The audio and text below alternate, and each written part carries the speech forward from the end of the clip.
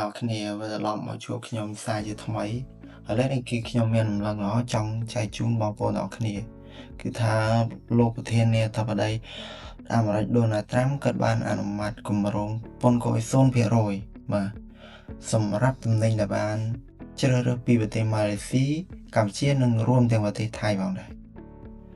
ដែលជាចលនាមួយដែលត្រូវបានធ្វើឡើងជាផ្លូវការក្នុងអំឡុងពេល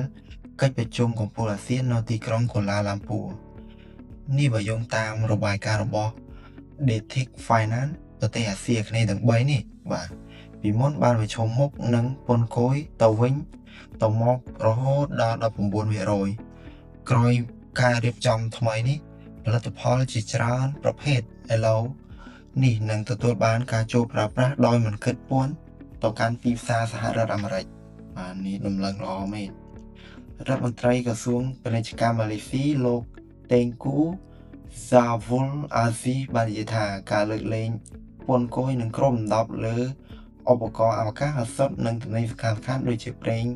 ដូងកាកាវនិងកៅស៊ូហើយក៏វាផ្ដល់ផលដល់ប្រទេសទាំង3យើងដូចគ្នាកិច្ចព្រមព្រៀងនេះត្រូវបានគេរំពឹងថានឹងជំរុញយ៉ាងខ្លាំងដល់ការប្រកួតប្រជែងនាំចេញរបស់ប្រទេសកម្ពុជានិងពង្រឹងទំនាក់ទំនងពាណិជ្ជកម្មរបស់ខ្លួនជាមួយនឹងទីក្រុង Washington បាទសម្បទានពាណិជ្ជកម្មរបស់សហរដ្ឋអាមេរិកគឺជាជំហានដ៏សំខាន់មួយក្នុងការពង្រឹងកិច្ចសហប្រតិបត្តិការសេដ្ឋកិច្ចជាមួយនឹងអាស៊ីអាគ្នេយ៍ហើយត្រូវបានគេរំពឹងថា